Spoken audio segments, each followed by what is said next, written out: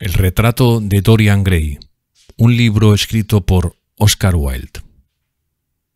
Narrado por un servidor, Miguel Ibars. Capítulo 11. Durante años, Dorian Gray no pudo librarse de la influencia de aquel libro, o quizás sea más exacto decir que nunca trató de hacerlo.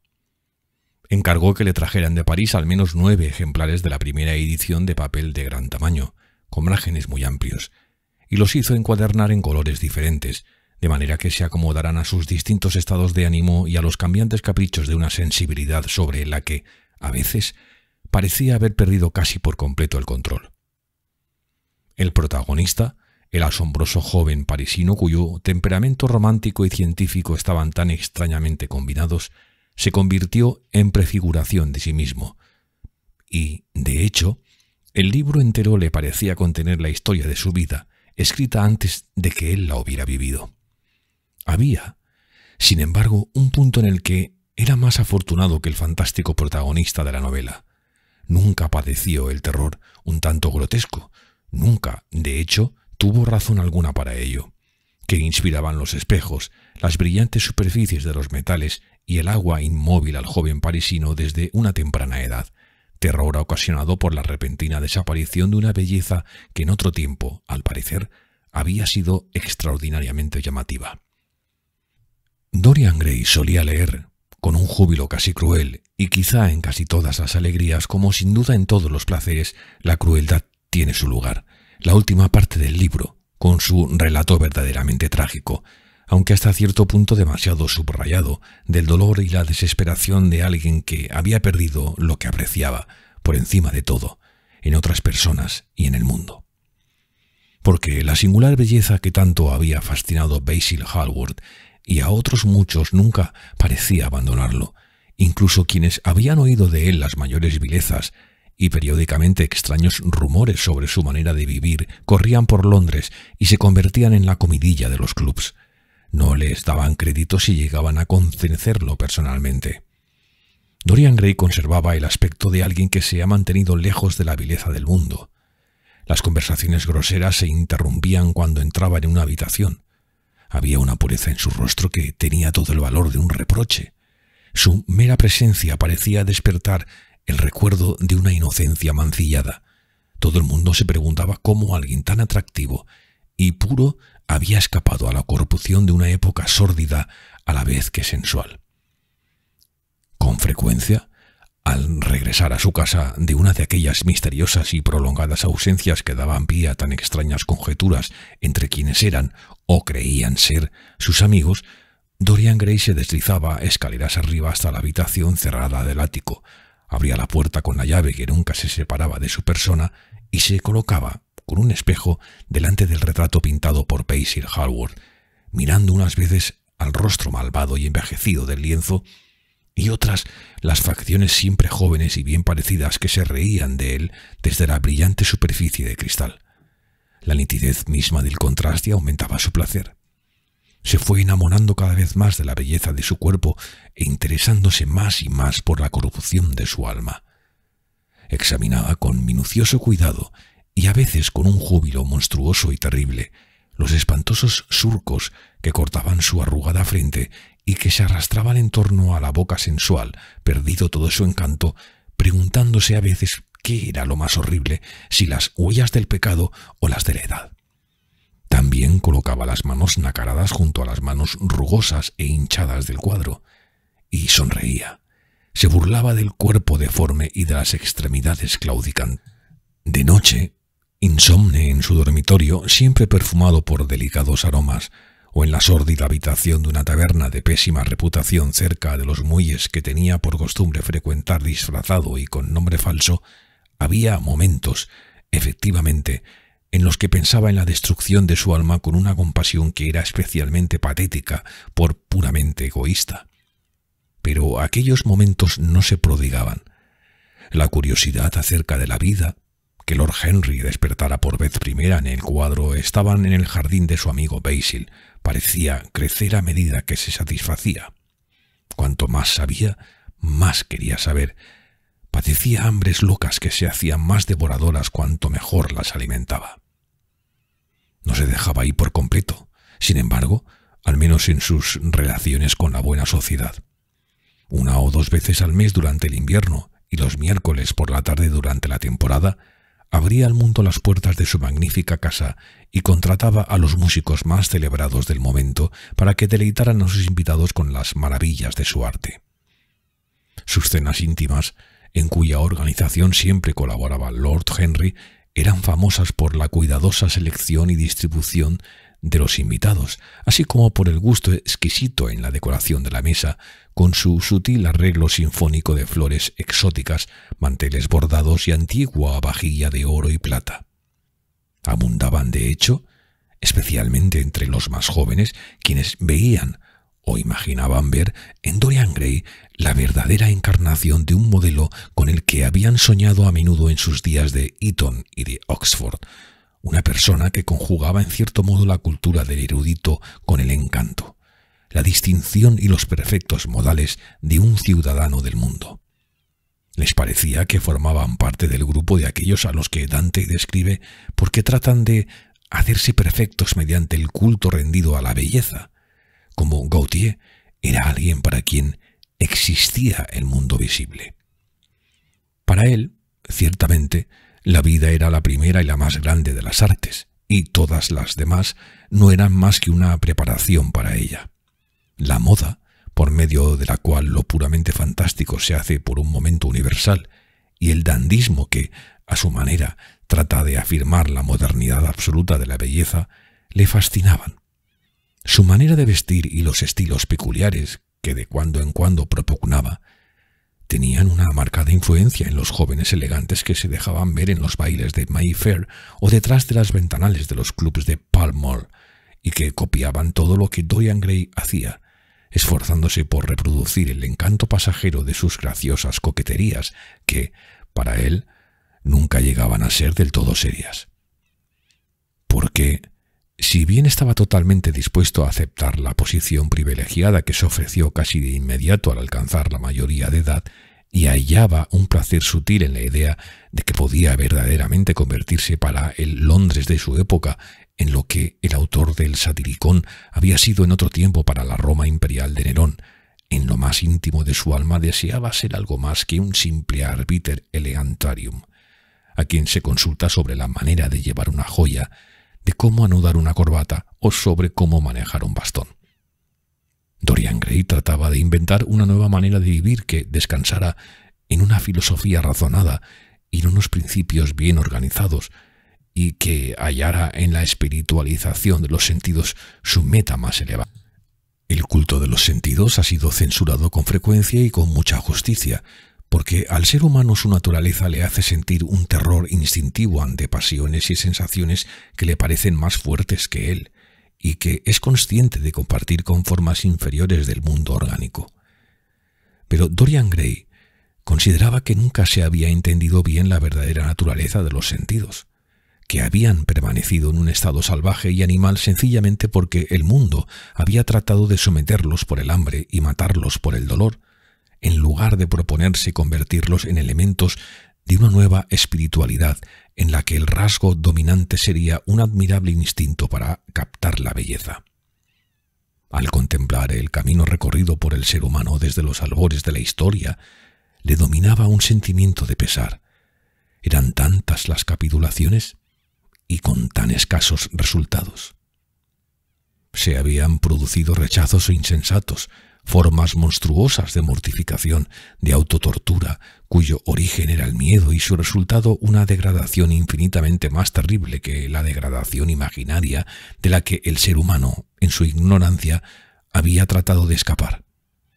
La naturaleza, utilizando su maravillosa ironía, empujaba al anacoreta a alimentarse con los animales salvajes del desierto y al ermitaño le daba por compañeros a las bestias del campo.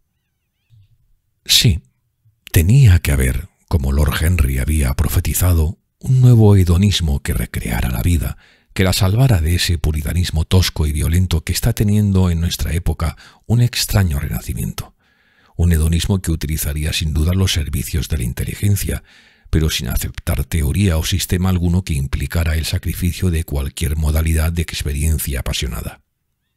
Su objetivo, efectivamente, era la experiencia misma y no los frutos de la experiencia, tanto dulces como amargos. Prescindiría del ascetismo que sofoca los sentidos y de la vulgar desvergüenza que los embota. Pero enseñaría al ser humano a concentrarse en los instantes singulares de una vida que no es en sí misma más que un instante. Son muy pocos aquellos de entre nosotros que no se han despertado a veces antes del alba, o después de una de esas noches sin sueños que casi nos hacen amar la muerte, o de una de esas noches de horror y de alegría monstruosa, cuando se agitan en las cámaras del cerebro fantasmas más terribles que la misma realidad, rebosantes de esa vida intensa, inseparable de todo lo grotesco, que da al arte gótico su imperecedera vitalidad, puesto que ese arte bien parece pertenecer sobre todo a los espíritus atormentados por la enfermedad del ensueño. Poco a poco, dedos exangües surgen de detrás de las cortinas y parecen temblar. Adoptando fantásticas formas oscuras, sombras silenciosas se apoderan, reptando, de los rincones de la habitación para agazaparse allí. Fuera se oye el agitarse de pájaros entre las hojas, o los ruidos que hacen los hombres al dirigirse al trabajo, o los suspiros y sollozos del viento que desciende de las montañas y vaga alrededor de la casa silenciosa, como si temiera despertar a los que duermen, aunque está obligado a sacar a toda costa al sueño de su cueva de color morado. Uno tras otro se alzan los velos que delicada gasa negra, las cosas recuperan poco a poco forma y color y vemos cómo la aurora vuelve a dar al mundo su prístino aspecto. Los lívidos espejos que recuperan su imitación de la vida. Las velas apagadas siguen estando donde los dejamos, y a su lado descansa el libro a medio abrir que nos proponíamos estudiar, o la flor preparada que hemos lucido en el baile, o la carta que no nos hemos atrevido a leer o que hemos leído demasiadas veces. Nada nos parece que haya cambiado. De las sombras irreales de la noche renace la vida real que conocíamos. Hemos de continuar allí donde nos habíamos visto interrumpidos, y en ese momento nos domina una terrible sensación, la de la necesidad de continuar, enérgicamente, el mismo ciclo agotador de costumbres estereotipadas, o quizá, a veces, el loco deseo de que nuestras pupilas se abran una mañana a un mundo remodelado durante la noche para agradarnos, un mundo en el que las cosas poseerían formas y colores recién inventados y serían distintas, o esconderían otros secretos, un mundo en el que el pasado tendría muy poco o ningún valor, o sobreviviría, en cualquier caso, sin forma consciente de obligación o de remordimiento, dado que incluso el recuerdo de una alegría tiene su amargura y la memoria de un placer, su dolor. A Dorian Gray le parecía que la creación de mundo como aquellos era la verdadera meta, o, al menos, una de las verdaderas metas de la vida, y en su búsqueda de sensaciones que fuesen al mismo tiempo nuevas y placenteras, y poseyeran ese componente de lo desconocido que es tan esencial para el ensueño, adoptaba con frecuencia ciertos modos de pensamiento que sabía eran realmente ajenos a su naturaleza, abandonándose a su sutil influencia, y luego, después de impregnarse, por así decirlo, de su color, y una vez satisfecha su natural curiosidad, los abandonaba con esa curiosa indiferencia que no es incompatible con un temperamento verdaderamente ardiente y que, de hecho, según ciertos psicólogos modernos, es frecuentemente su condición indispensable. En una ocasión se rumoreó que se disponía a convertirse al catolicismo y, desde luego, el ritual romano siempre le había atraído mucho. El diario sacrificio de la misa, más terriblemente real que todos los sacrificios del mundo antiguo, le conmovía tanto por su supremo desprecio del testimonio de los sentidos como por la primitiva simplicidad de sus elementos y el eterno patetismo de la tragedia humana que trataba de simbolizar.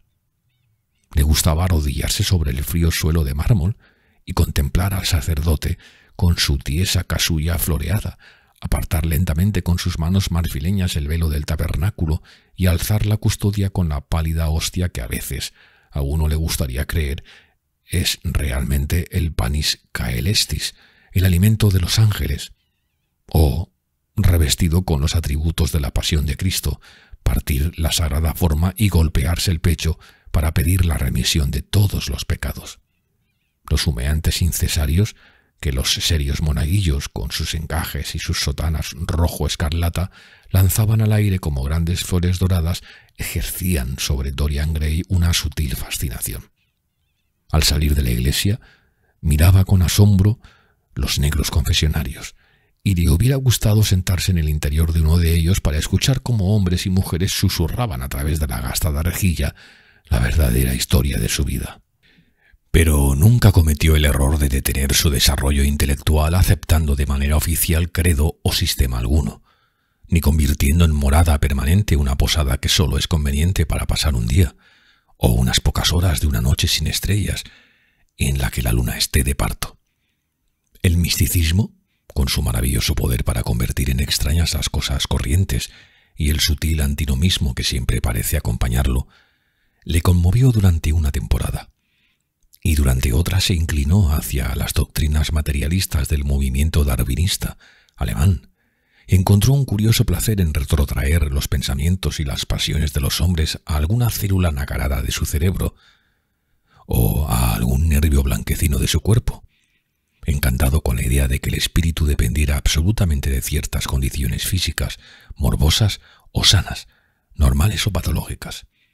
Sin embargo, como ya se ha dicho de él, ninguna teoría sobre la vida le parecía importante comparada con la vida misma. Era muy consciente de la esterilidad de toda especulación intelectual si se separa de la acción y de la experiencia.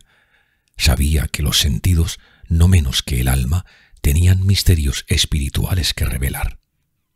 Por ello se entregó durante algún tiempo al estudio de los perfumes y a los secretos de su fabricación, destilando aceites intensamente aromáticos y quemando gomas odoríferas del Oriente, lo que le permitió darse cuenta de que no había estado de ánimo que no tuviera correspondencia en la vida de los sentidos, consagrándose a descubrir sus verdaderas relaciones, preguntándose por qué el incienso empuja a la mística, por qué el ámbar gris desata las pasiones, por qué la violeta despierta el recuerdo de amores muertos y por qué el almizcle perturba el cerebro y el champac la imaginación, tratando en repetidas ocasiones de elaborar una verdadera psicología de los perfumes y de calcular las diversas influencias de las raíces poseedoras de olores suaves, de las flores cargadas de polen, o de los bálsamos aromáticos, de las maderas oscuras y fragantes, del espicarnado que provoca la náusea, de la ovenia que enloquece y de los aloes, de los que se dice que logran expulsar del alma la melancolía. En otra época se dedicó por entero a la música, y en una amplia habitación con celosías, techo bermellón y oro y paredes lacadas en verde oliva, daba curiosos conciertos en los que cíngaros frenéticos arrancaban músicas salvajes de cítaras diminutas, o serios tunecinos vestidos de amarillo pulsaban las tensas cuerdas de monstruosos laúdes, mientras negros sonrientes golpeaban monótonamente tambores de cobre y esbeltos indios enturbanados, cruzados de piernas sobre esteras de color escarlata, tañían largas flautas de caña o de bronce y encantaban, o fingían encantar, a grandes cobras y horribles víboras cornudas. Los ritmos sincopados y las estridentes disonancias de aquellas músicas bárbaras le conmovían en momentos en que el encanto de Schubert, los hermosos pesares de Chopin y hasta las majestuosas armonías del mismo Beethoven no conseguían hacer mella en su oído. Reunió, procedentes de todas las partes del mundo, los instrumentos más extraños que pueden encontrarse, tanto en los sepulcros de pueblos desaparecidos como entre las escasas tribus salvajes que han sobrevivido al contacto con las civilizaciones occidentales, y disfrutaba tocándoles y probándolos. Poseía los misteriosos juruparis de los indios del Río Negro, instrumentos que no se permite mirar a las mujeres y que incluso los jóvenes solo pueden ver después de someterse al ayuno y al cilicio. Las vasijas de barro de los peruanos, de los que extraen gritos agudos como de pájaros, y flautas fabricadas con huesos humanos, como las que Alfonso de Ovalle escuchó en Chile, y los sonoros jaspes verdes que se encuentran cerca de Cuzco y que producen notas de singular dulzura. Dorian Gray poseía calabazas pintadas, llenas de guijarros, que resonaban cuando se las agitaba, el largo clarín de los mexicanos, en el que el intérprete no sopla, sino que a través de él aspira el aire, el tosco ture de las tribus amazónicas, que hacen sonar los centinelas que permanecen todo el día en árboles altísimos y a los que se puede oír, según cuentan, a una distancia de 3 leguas. El teponaztli, compuesto de 2 láminas vibrantes de madera y que se golpea con palillos recubiertos de la goma elástica que se obtiene de la savia lechosa de algunas plantas, las campanas yotl de los aztecas, que se cuelgan en racimos como si fuesen uvas, y un enorme tambor cilíndrico, cubierto con las pieles de grandes serpientes, como el que Bernal Díaz del Castillo vio cuando entró con Cortés en el templo mexicano, y de cuyo sonido quejumbroso nos ha dejado una descripción tan gráfica. El carácter fantástico de aquellos instrumentos le fascinaba y le producía un curioso placer la idea de que el arte, como la naturaleza, tiene sus monstruos, criaturas de forma bestial y voces odiosas. Sin embargo, al cabo de algún tiempo se cansaba de ellos y regresaba a su palco en la ópera, ya fuese solo o en compañía de Lord Henry, para escuchar con profundo placer Tannhäuser, viendo en el preludio de esa gran obra una interpretación de la tragedia de su alma. En otra ocasión emprendió el estudio de las joyas y se presentó en un baile de disfraces como Anne de Joyeuse, almirante de Francia, con un traje recubierto de 560 perlas. Esta afición lo cautivó durante años y puede decirse, de hecho, que nunca le abandonó. Con frecuencia empleaba un día entero colocando y volviendo a colocar en sus estuches las diferentes piedras que había coleccionado, como el crisoberilo verde oliva que se enrojece a la luz de una lámpara, la cimófana, atravesada por una línea de plata, el peridoto, de color verde pistacho, topacios rosados o dorados como el vino, carbunclos ferozmente escarlata, con trémulas estrellas de 4 puntas, granates de Ceilán rojo fuego, las espinelas naranja y violeta, y las amatistas con sus capas alternas de rubí y zafiro. Le encantaba el rojo dorado de la piedra solar y la blancura de perla en la piedra lunar, así como el arco iris roto del ópalo lechoso.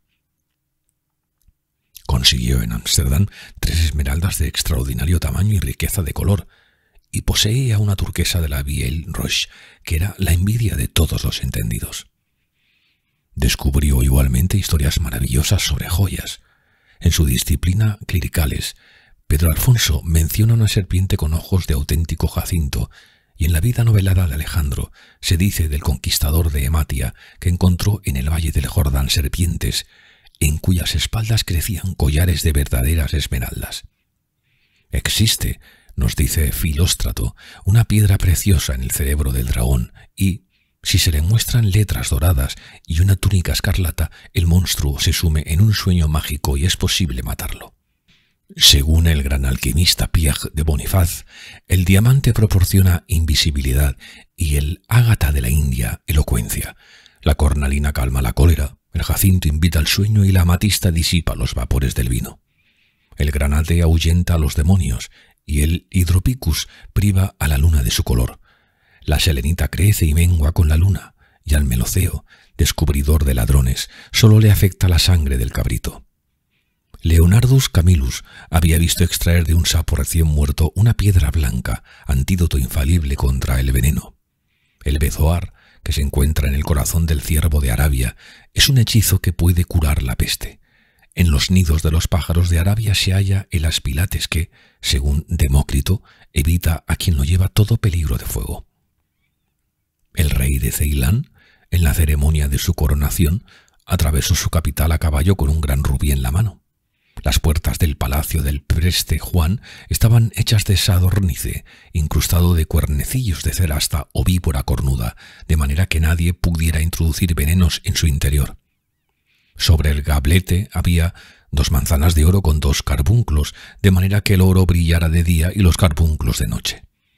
En la extraña novela de Lodge, a Marguerite of America, se afirma que en la cámara de la reina podía verse a todas las damas castas del mundo en relicarios de plata que miraban a quienes las contemplaban a través de hermosos espejos de crisolitas, carbunclos, zafiros y verdes esmeraldas.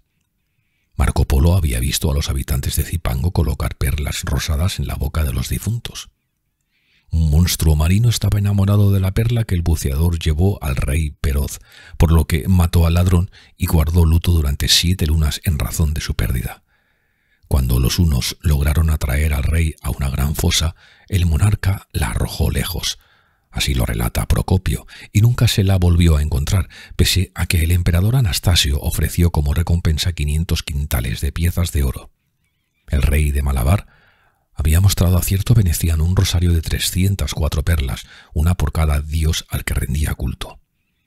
Cuando el duque de Valentinois, hijo de Alejandro VI, visitó a Luis XII, su caballo, nos cuenta Brantôme, iba cargado de hojas de oro y su gorro estaba adornado con 2 hileras de deslumbrantes rubíes.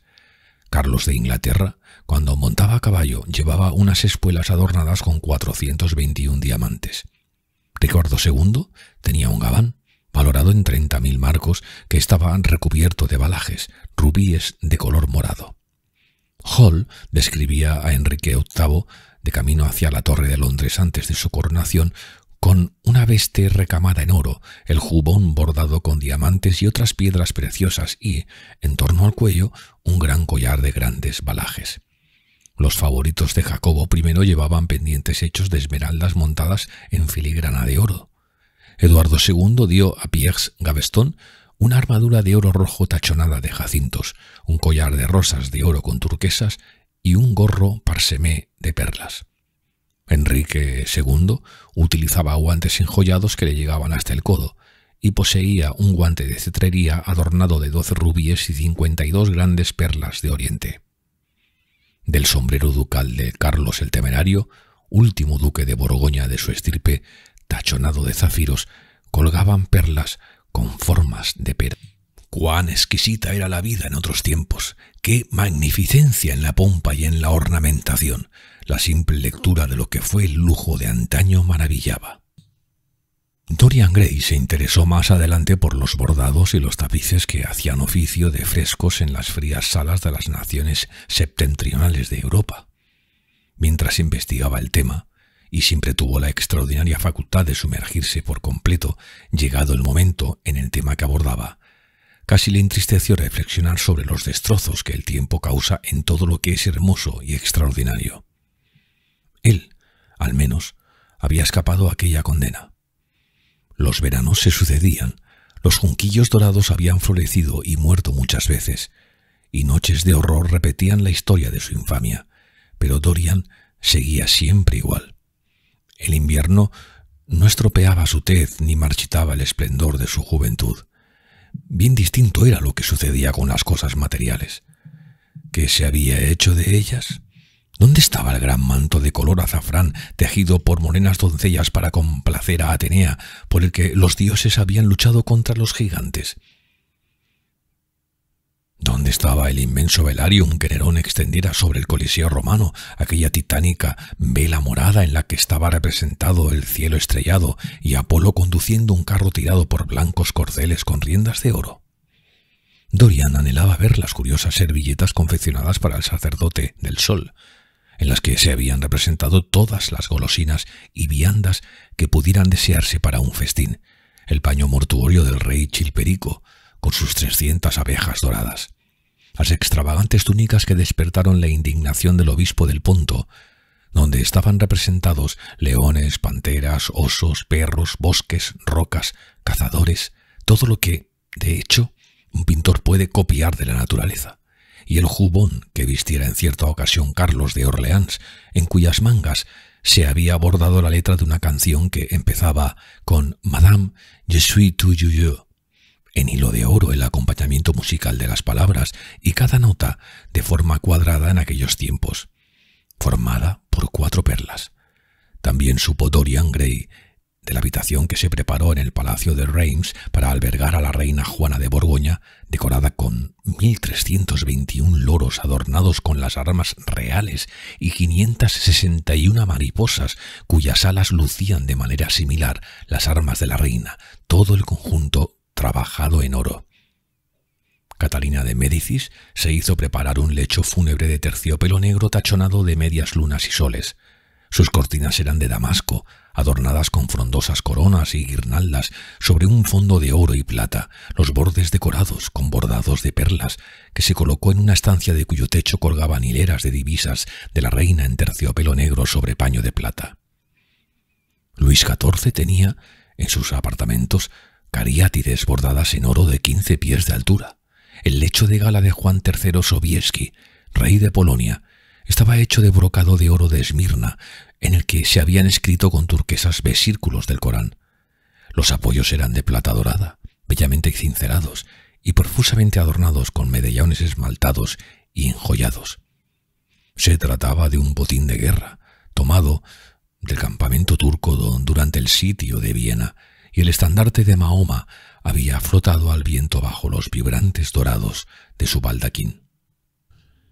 Y así, durante todo un año, Dorian se esforzó por acumular los ejemplares más exquisitos de tejidos y bordados, delicadas muselinas de Delhi, exquisitamente trabajadas con adornos de palmas en hilo de oro y tachonadas con alas de escarabajos irisados, gasas de Daca, a las que, dada su transparencia, se conocen en Oriente como aire tejido y agua corriente, y también como rocío nocturno, telas de Java con extrañas figuras, tapices amarillos muy refinados procedentes de China, libros encuadernados en satén leonado o bellas sedas azules y adornados con flores de lis, pájaros e imágenes, velos de lacis tejidos con punto de Hungría, brocados sicilianos y tiesos terciopelos españoles, telas georgianas con sus monedas doradas y fukusas japonesas con sus dorados de tonos verdes y sus aves de maravilloso plumaje.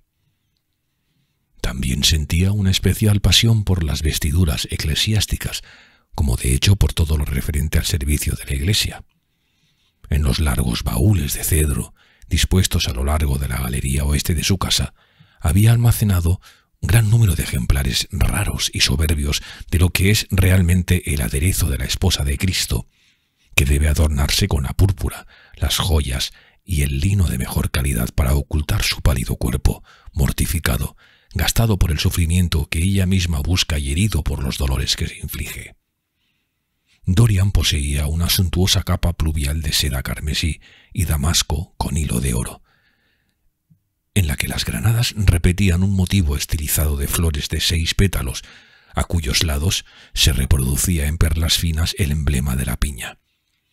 Los orifrés estaban divididos en paneles representando escenas de la vida de la Virgen y bordada su coronación en sedas de colores sobre la capucha. Se trataba de un trabajo italiano del siglo XV. Otra capa pluvial era de terciopelo verde, bordado con grupos de hojas de acanto en forma de corazón, de los que surgían flores blancas de largo tallo, trabajadas en hilo de plata y cristales de colores. El broche lucía una cabeza de serafín bordada en relieve con hilo de oro. Los orifrés estaban tejidos en un adamascado de seda roja y oro y constelados con medallones de muchos mártires y santos, entre los que se hallaba San Sebastián. También se hizo con casullas de seda color ámbar y seda azul y brocado de oro y de seda adamascada amarilla y paño de oro, con representaciones de la pasión y la crucifixión de Cristo, y bordadas con leones y pavos reales y otros emblemas, dalmáticas de satén blanco y de damasco de seda rosa, decoradas con tulipanes y delfines y flores de lis, frontales de altar de terciopelo carmesí y lino azul, y muchos corporales, velos de cal y cisudarios. En la utilización mística asignada a aquellos objetos había algo que estimulaba su imaginación. Porque aquellos tesoros y todo lo que lo coleccionaba en su hermosa mansión estaba destinado a servirle de medio para el olvido, eran una manera de escapar, durante una temporada, al miedo que a veces le parecía casi demasiado intenso para poder soportarlo. En una pared de la solitaria habitación, siempre cerrada con llave, donde transcurriera una parte tan considerable de su infancia y adolescencia, había colgado con sus propias manos el terrible retrato cuyos rasgos cambiantes le mostraban la verdadera degradación de su vida, y delante, a modo de cortina, había colocado el paño mortuorio de color morado y oro. Pasaba semanas sin subir, olvidándose de aquella espantosa pintura, recuperando la ligereza de espíritu, la maravillosa alegría de vivir, dejándose absorber apasionadamente por la existencia misma. Luego, de repente, una noche cualquiera, salía furtivamente de su casa, bajaba hasta alguno de los terribles lugares próximos a Blue Gate Fields y allí se quedaba por espacio de varios días hasta que lo echaban. Al regresar a su casa, se sentaba delante del retrato, a veces aborreciéndolo y aborreciéndose, pero dejándose dominar, en otras ocasiones, por ese orgulloso individualismo que supone buena parte de la fascinación del pecado, y sonreía, secretamente complacido, a la imagen deforme, condenada a soportar el peso que debiera haber caído sobre sus espaldas. Al cabo de algunos años empezó a resultarle imposible pasar mucho tiempo fuera de Inglaterra, y renunció a la villa que había compartido en Trouville con Lord Henry, así como a la blanca casita de Argel, aislada por un alto muro, donde ambos habían pasado más de una vez el invierno. No podía vivir lejos del retrato, que era un elemento tan imprescindible de su vida, y temía, además, que durante su ausencia alguien entrara en la habitación, a pesar de los complicados cerrojos que había hecho instalar. Se daba cuenta, por otra parte, con toda claridad, de que el retrato nada revelaría. Era cierto que todavía conservaba, bajo la vileza y fealdad del rostro, un considerable parecido con el original, pero ¿qué consecuencias se podían extraer de ello? Dorian Gray se reiría de cualquiera que intentase utilizarlo en su contra. No lo había pintado él. ¿Qué le importaba lo vil y abyecto de su apariencia? Aunque revelase la verdad, ¿quién la creería? Pero eso no impedía que sintiera miedo. A veces, cuando se hallaba en la gran mansión familiar de Nottinghamshire, donde recibía a los jóvenes elegantes de su misma posición social, que eran sus compañeros habituales, y donde asombraba a todo el condado por el lujo gratuito y la suntuosidad desmedida de su manera de vivir, abandonaba de repente a sus invitados para regresar precipitadamente a la capital y comprobar que nadie había forzado la puerta y que el retrato seguía en su sitio. ¿Qué sucedería si alguien lo robara? La mera posibilidad le helaba de horror. Sin duda el mundo llegaría entonces a conocer su secreto. Quizá el mundo lo sospechaba ya.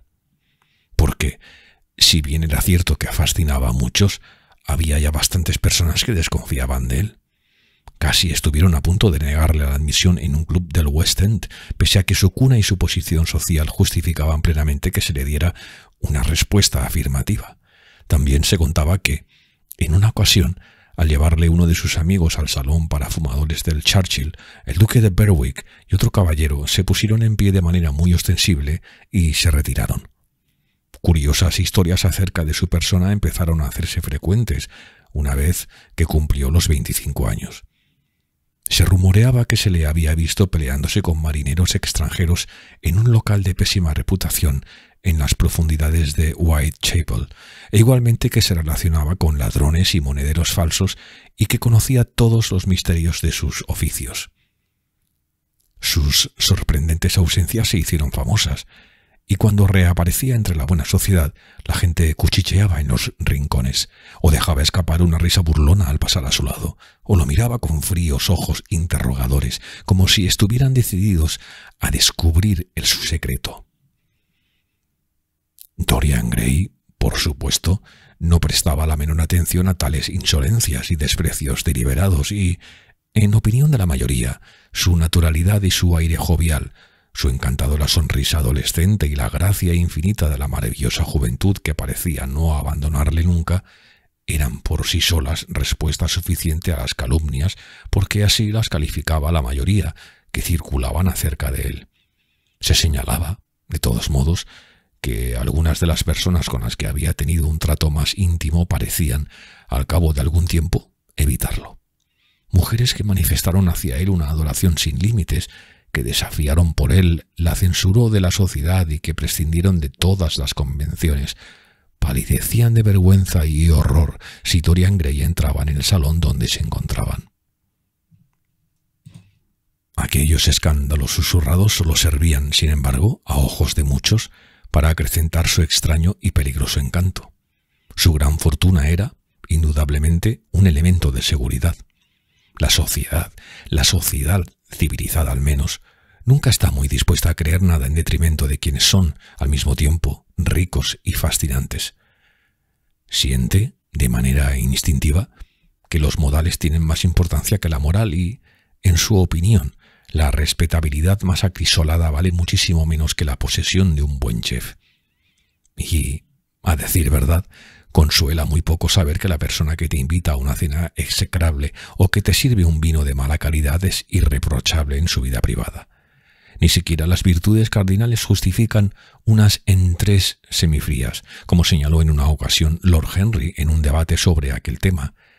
Y existen sin duda excelentes razones para sostener ese punto de vista, porque los cánones de la buena sociedad son, o deberían ser, los mismos que los cánones del arte. La forma es absolutamente esencial. La vida social debe tener la dignidad de una ceremonia y también su irrealidad, y combinar la insinceridad de una comedia romántica con el ingenio y la belleza que la dotan de encanto para nosotros. ¿Acaso la insinceridad es una cosa tan terrible? No lo creo. Es, sencillamente, un método que nos permite multiplicar nuestras personalidades. Tal era, al menos, la opinión de Dorian Gray, que se asombraba de la superficialidad de esos psicólogos para quienes el yo es algo sencillo, permanente, fiable y único. Para él, el hombre era un ser dotado de innumerables vidas y sensaciones, una criatura compleja y multiforme que albergaba curiosas herencias de pensamientos y pasiones, y cuya carne misma estaba infectada por las monstruosas dolencias de los muertos. Disfrutaba paseando por el frío corredor de su casa solariega donde se almacenaban los cuadros familiares para contemplar los diferentes retratos de aquellas cuya sangre corría por sus venas. Allí estaba Philip Herbert, de quien Francis Osborne, en sus Memories on the Reigns of Queen Elizabeth and King James, nos dice que era mimado por la corte debido a su apostura, aunque su bello rostro no lo acompañó durante mucho tiempo. ¿Acaso la vida que él llevaba era semejante a la del joven Herbert? ¿Acaso algún extraño germen venenoso había ido pasando de organismo en organismo hasta alcanzar finalmente el suyo?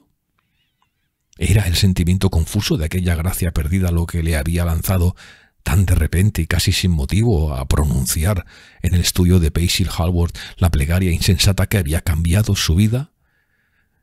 Y allí, con su jubón rojo bordado en oro, gabán enjollado, gorguera y puños con bordes dorados, se hallaba Sir Anthony Sherard, con la armadura negra y plata a los pies. ¿Qué había heredado Dorian de aquel hombre, el amante de Giovanna de Nápoles? ¿Le había legado algún pecado, alguna infamia? ¿No eran sus acciones otra cosa que los sueños que los muertos no se habían atrevido a poner por obra? Allí, desde el lienzo de colores apagados, sonreía Lady Elizabeth de Verrocq, con su capucha de gasa, peto de perlas y mangas rosas acuchilladas. Una flor en la mano derecha y en la izquierda un collar esmaltado de rosas blancas y damasquinadas. Sobre una mesa, a su lado, descansaban una mandolina y una manzana, y grandes rosetas sobre sus puntiagudos zapatitos. Dorian sabía de su vida y las extrañas historias que se contaban sobre sus amantes. ¿Había en él algo de su temperamento? Sus ojos almendrados de pesados párpados parecían mirarlo con curiosidad. ¿Y qué decir de George Willoughby, con su peluca empolvada y sus lunares extravagantes? ¡Qué perverso parecía! El rostro taciturno y moreno, y los labios sensuales en los que se dibujaba una mueca de desdén. Delicados puños de encaje caían sobre las largas manos amarillentas demasiado cargadas de sortijas. Había sido un pisaverde del siglo XVIII y amigo, en su juventud, de Lord Ferrars y del segundo Lord Beckenham, compañero del príncipe regente en sus años más locos y uno de los testigos de su matrimonio secreto con la señora Fitzherbert. Qué orgulloso y apuesto, con sus bucles de color castaño y su pose de perdonavidas. ¿Qué pasiones le había legado? El mundo le atribuyó todas las infamias. Había dirigido sin duda las orgías de Carlton House, pero sobre su pecho brillaba la estrella de la jarratera. Junto al suyo podía verse el retrato de su esposa, una pálida mujer vestida de negro de labios muy finos. También aquella sangre corría por las venas de Dorian. Qué curioso parecía todo. Y su madre, con el rostro a lo Lady Hamilton y los labios frescos, humedecidos por el vino. Dorian sabía lo que había recibido de ella. Le había transmitido su belleza y la pasión por la belleza de otros. Se reía de él con su holgado y vestido de bacante. Había hojas de viña en sus cabellos. La copa que sostenía derramaba púrpura. Los claveles del cuadro se habían marchitado, pero los ojos seguían siendo maravillosos por su profundidad y la magia de su color, y parecían seguirlo donde quiera que fuese. Pero también se tienen antepasados literarios, además de los de la propia estirpe, muchos de ellos quizá más próximos por la constitución y el temperamento, y con una influencia de la que se era consciente con mucha mayor claridad. Había ocasiones en que a Dorian Gray le parecía que la totalidad de la historia no era más que el relato de su propia vida, no cómo la había vivido en sus acciones y detalles, sino cómo su imaginación la había creado para él, cómo había existido en su cerebro y en sus pasiones.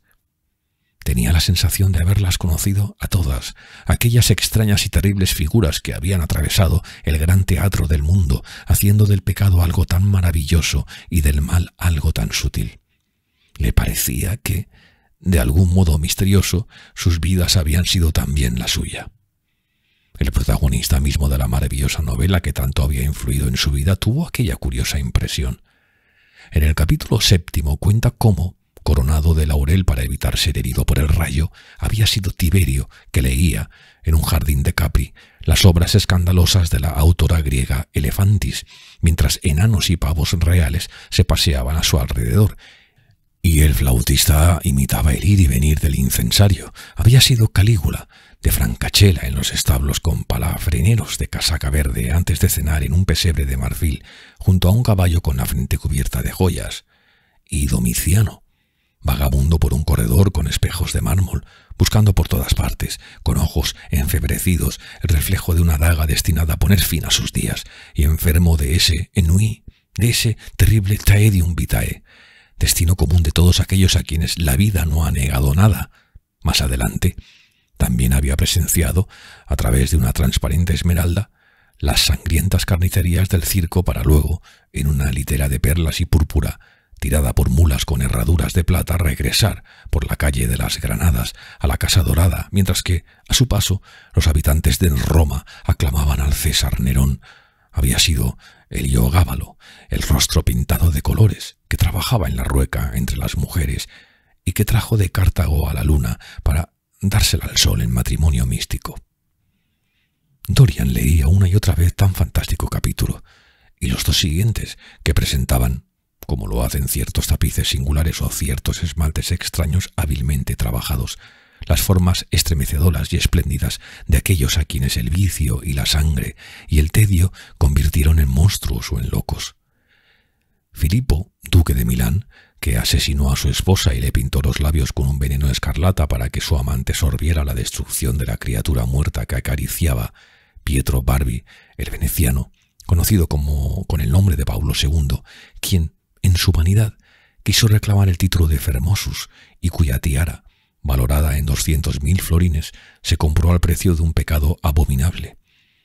Gian Maria Visconti, que utilizaba sabuesos para cazar hombres y cuyo cuerpo, al morir asesinado, cubrió de rosas una hetaira que lo había amado, el Borgia sobre su corcel blanco y el fratricida cabalgando a su lado con el manto manchado por la sangre de Peroto, Pietro Riario, el joven cardenal arzobispo de Florencia, hijo y favorito de Sixto IV, de belleza solo igualada por su libertinaje, que recibió a Leonor de Aragón en un pabellón de seda blanca y carmesí, lleno de ninfas y de centauros, y que recubrió a un jovencito de panes de oro para que hiciera las veces, con motivo de la fiesta de Ganímedes o de Hilas.